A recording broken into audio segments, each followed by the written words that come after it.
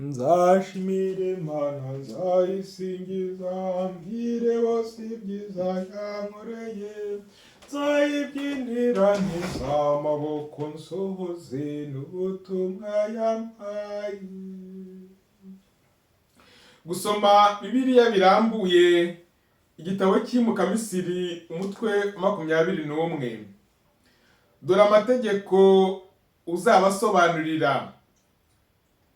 Nugura umucakara w'umuhebureyi azagukorera imyaka 6, mu wa 7 azigendere yigenge atagize icyo yishyura. Niba yaraje iwawe ari wenyine azigendere wenyine. Niba yari afite umugore uwo mugore bazajyana. Naho niba ari shebuja wamuhaye umugore bakabyarana abahungu cyangwa abakobwa, umugore n'abana be bazaba abashebuja naho we yigendere wenyine. Niba umucakara avuze ati nkunze databuja n'umugore wanjye n'abana banjye sinshaka kugira ubwigenge, ubwo ngubwo shebuja azabimurahiza imbere y'Imana, nuko amujyane iruhande rw'umuryango cyangwa ku nkomanizo zawo, hanyuma shebuja azatoboze ugutwi kwe uruhindu maze amukorere gicakara burundu. Igihe umuntu azaba yaraguze umukobwa we ngo abe umuja, ntabwo azigendera nk'abacakara b'abagabo. Nadashimisha shebuja wari waramwigeneye, shebuja ashobora kumugurisha. Nyamara ntazashobora kumugurisha ku banyamahanga kuko byaba ari ukumuhemukira. Niba yaramugeneye umuhungu we azamugenzereza nk'uko bagenzereza abakobwa bashyingirwa. Niba yishakiye undi mugore ntacyo azagerura ku byo yahaga uwa mbere, ari ibiryo, ari imyambaro, ari n'ibihe byo kuryamana. Niba kandi atamugira ibyo ngibyo uko ari 3, umuja azashobora kwigendera nta cungu atagize icyo yishyura. Ibyaha bihanishwa urupfu. Umuntu wese uzakubita undi akamwica nawe bazamwice. Ariko niba atari yamwubikiye maze Imana ikamugusha gitumo mu maboko ye, nzakwereka ahantu azashobora guhungira. Naho umuntu nahigira mugenzi we akamwica amwubikiye, azamuhubuze ndetse no ku rutambiro rwanjye kugira ngo bamwice. Umuntu uzakubita se cyangwa nyina agomba kwicwa. Nihagira ushimuta umuntu akamutwara kugira ngo amucuruze, uwo nguwo agomba kwicwa, yaba amaze kumugurisha cyangwa bamugoboteye mu maboko. Uzatuka se cyangwa nyina agomba kwicwa. Gukubita no gukomeretsa undi. Abantu nibarwana maze umwe agatera undi ibuye cyangwa akamukubita ikofe ariko ntamwice, ahubwo akamukomeretsa ku buryo agomba kuryama, uwamukubise azabarirwa icyaha niba nyiri gukomereka ageze aho akabasha kubyuka no gusohoka, kabone aho yaba agendera ku kibando. Gusa uwamukubise azamuriha iminsi yose yamaze atikorera, kandi agomba kumuvuza kugeza igihe akiriye. Umuntu nakubita inkoni umugaragu we cyangwa umuja we maze bagapfira mu maboko ye, bazahorerwa. Ariko niba habayeho umunsi umwe cyangwa 2, ntibazahorerwa kuko bari basanzwe ari abo yiguriye ku mari ye. Abantu nibarwana maze bagahutaza umugore utwite ariko umwana akavuka nta ngorane zindi, bazatanga indishyi y'akababaro isabwe n'umugabo w'uwo mugore, bayitange bakurikije ibyemejwe n'ababakiranura. Naho rero uwo mugore niba bimugendekeye nabi, ubugingo buzishyurwa ubugingo, ijisho ryishyurwe ijisho, iryinyo ryishyurwa iryinyo, ikiganza cyishyurwa ikiganza. ikirenge cyishyurwa ikirenge, ubushye bwishyurwa ubushye, ubukoboke bwishyuzwa ubukoboke, uruguma rwishyurwa uruguma. Umuntu nakubita umugaragu we cyangwa umuja we akamumena ijisho, azabegurira ubwigenge bw'indishyi y'ijisho ryabo. Nakubita umugaragu we cyangwa umuja we akamukura iryinyo, nabwo azabegurira ubwigenge bw'indishyi y'iryinyo ryabo. Inka nitera ihembe umugabo cyangwa umugore bagapfa, iyo nka izicishwa amabuye kandi bazarya inyama zayo, nyamara nyirayo azaba ari umwere. Ariko niba inka yari isanzwe yica, maze nyirayo aho ayimenyeye ntajye ayigendaho, maze ikica umugabo cyangwa umugore, ikabahwanya, izicishwa amabuye kandi nyirayo nawe azicwe. Niba nyirayo bamuciye gutanga incungu y'amagara ye, agomba gutanga ibyo bazamuca byose. Inka nica umuhungu cyangwa umukobwa, nyirayo bazamugenzereza ibihuje n'iryo tegeko. Inka nica umucakara cyangwa umuja, bazishyura shebuja amasikeli 30 y'ifeza, hanyuma inka yicishwa amabuye. Umuntu nasiga iriba rirangaye cyangwa agafukura iriba ntaripfundikire, hanyuma inka cyangwa indogobe ikaregwamo, nyir'iriba azatanga indishyi, azariha nyir'itungo igiciro cya feza gihwanye n'iryo tungo, maze uwasigarane ibyapfa byaryo. Inka y'umuntu nitera ihembe inka y'undi ikayihwanya, ba nyirazo bazazigurishe inka isigaye ari nzima, bigabanye ikiguzi cyayo, bagabane kandi n'inka yapfuye. Niba byari bizwi ko iyo nka yari isanzwe yica, maze nyirayo ntayigendeho, azatanga indishyi, inka yishyurwa indi, we asigarane ya nka yapfuye. Kwiba amatungo. Umuntu yiba inka cyangwa intama maze akayibaga cyangwa akayigurisha, azariha inka 5 zihwanye n'iyo nka, n'intama 4 zihwanye n'iyo ntama. Iryo ni ijambo ry'Imana.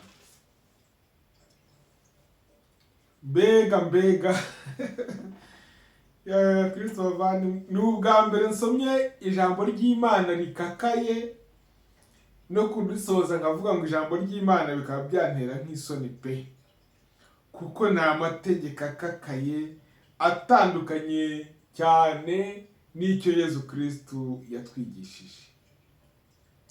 Hari ubusobanuro buke baduhaye muri Bibiliya ntagatifu hasi, umutwe wa 21 umurongo wa 25, uruguma rwishyurwa uruguma. Ni ibintu birebire. Uruguma rwishyurwa uruguma, ijisho ryishyurwa iryinyo, ubukoboke, ubushye, mana. Iri tegeko rirakaze cyane, nyamara ariko bigamije kugabanya urugomo no kwihorera birenze urugero. Mu bihe bya kera cyane, Kayini yahorewe inshuro ndwi, naho Lamedi ahorewe inshuro 77. Bivugura amategeko intangiriro 4:24. Itegeko rya Musa ryo riteganya gutanga igihano gihwanye n'icyaha cyakozwe. Hari nubwo ushinjwa yashoboraga kwigura akagira umubare w'ifeza atanga, nyamara mbare gusaba Abayisiraheli kubabarirana. Abalevi 19, 12-18.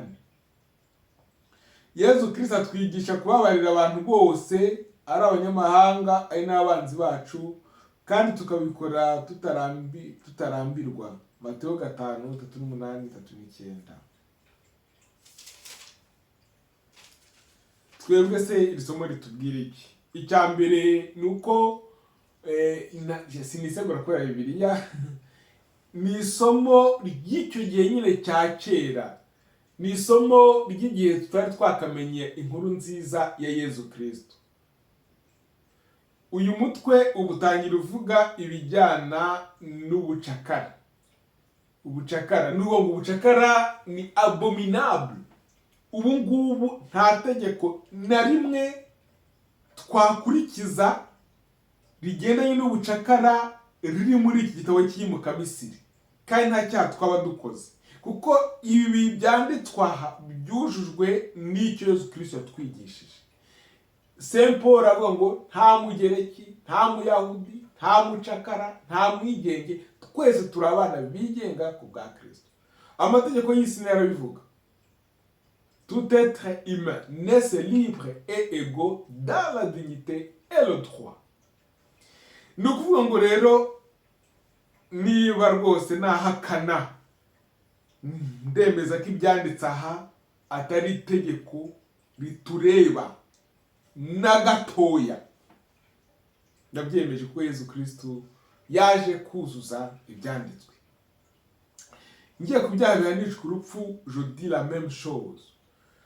Nta cyaha kibaho cyakahanishijwe urupfu, ntayo, kuko umuntu wishe nawe ubwo aba ari umupfu. Kandi tujye duhanisha icyaha cy'urupfu, abantu bazashira ku isi. Yezu yatwigishe kubabarira. Ingoma ya Kristo twizihiza uyu munsi, Kristo umwami, ni ingoma y'amahoro, ni ingoma y'urukundo, ni ingoma y'ubusabane. Tugize Imana tukabaho nk'uko Kristo abitubwira. Niba ibyaha bihanishwa urupfu ntibyabaho, kuko nta byaha byaba byakabayeho nyine, ko twaba turi aba Kristo. Niba umuntu yaraguhemukiye cyane akakwicana n'abagize umuryango wawe wose, si wowe kumva ko napfa uzaba soulaje, no? Imana niyo muhozi, Imana izamwibariza ibyo yakoze, ariko twe ntawe twemerewe gutanga icyaha cyo guhanisha, cyahanishwa urupfu. Gukubita umuntu no gukomeretsa, ntako bitangwa inka, burya umuntu ari mu Mana byose biba byujujwe. Ngo uruguma ruhorerwa urundi, tegeza umuntu akumenya ijisho, bakagushakisha aho wagiye, bakareba ijisho yamenye, nawe bakarimena. C'était drôle. Hashobora no kubyihisha inyuma, umuntu akaba yabyihisha inyuma agahemuka. Ari itegeko rimwe gusa muri aya mategeko yose dusomye numvise rigenda kuba rifite ukuri, kuko rivuga uburangazi, cyane cyane ko ritareba umuntu, buriye nkunda ubuzima bwa muntu. Ni itegeko rivuga ngo niba umuntu apfukuye iriba, muri Israel mubike ko byari ibihugu by'ubutayu, amazi bayakuraga mu mariba maremare baga barafukuye. Donc il pouvait creuser jusqu'à 40 mètres, bashaka gucukura na metero zirenga 40. Nuwo ngo kugira ngo bavoma ayo mazi bashyiragamo ikintu nk'uwafata indobo akayizirikaho umugozi, bakamanura munsi cyane, bagakurura amazi. Iyo ragafukuye iriba, urumva baba kugenda kugira ngo abantu batarigwamo cyangwa itungo ritarigwamo, bararipfukaga. Rero nk'igihe twacukuye icyobo cya toilette, niyo bintu byabagaho natwe, abantu bagacukuye icyobo cya toilette, umuntu nijoro akagwamo agapfa, cyangwa inka ikagwamo igahita ipfa. Uwo umuntu uri gucukura icyo cyobo agasiga atagipfundikiye, yabaga akoze amakosa. Aha rero hari itegeko bavuze ngo ryo umuntu wasize afukuye iriba, none afunguye iriba ntarifunge, inka ikaba yarirwamo igapfa. Ati rwose niba inka iguyemo igapfa, urumvikana ko nyine azishyura inka nzima, ariko nawe kugira ngo yumve ko yishyuye, niba bagomba kuyigurisha, nawe ajyana iyo yapfuye. Niryo tegeko numvishe ryaba ari ryiza, ryaba riri equitable pe, n'ayandi yose nayo mu gihe cya kera agatsindwa n'Imana wayakurikiza. Mbifurije rero kunogerwa n'ibyanditswe, ariko ntabwo kuba mvuze gutyo mpakanye ibyanditswe muri Bibiliya. Bibiliya ni igitabo gitekereza uko umuryango w'Imana wagiye utera imbere mu by'ukwemera. Ntabwo nabihakana, kuko ntabwo bari guhera hejuru. Imana yagiye yimenyesha umuryango wayo buhoro buhoro, rimwe na rimwe amategeko yakurikizwaga mu bihugu baturanye, n'abakari iyo bagira amategeko yabo. Noneho rero uko imyaka yagiye iza bagenda bahinduka, Imana yimenyesha by'ukuri, kugeza muri Yezu Kristo waje kwigisha itegeko rya pardon. Si ukuvuga ko rero ari bibi kuba riri aha ngaha, ahubwo ritubwira amateka umuryango w'Imana waciyemo. Yego navuze ngo ntabwo twemeye kuhakurikiza, ariko none simvuga ko yagombye kuva muri Bibiliya. Ntabwo Bibiliya ari igitabo cy'amarangamutima nzajya nsoma kanshimishije nkumva ni keza, nakatanshimishije tukumva twagasiba. Hari abantu bifuza kuba basiba imirongo imwe n'imwe muri Bibiliya, no? Nta murongo wasibwa muri Bibiliya, kuko Bibiliya dutekereza uko bari icyo gihe kera, tukabimenya.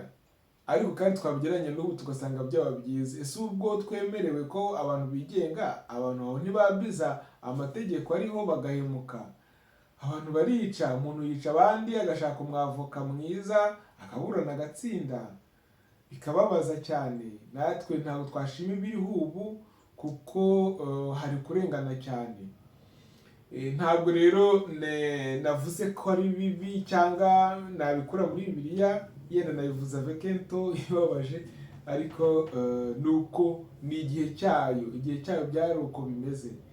Intagire rero uvuga ngo ni bibi.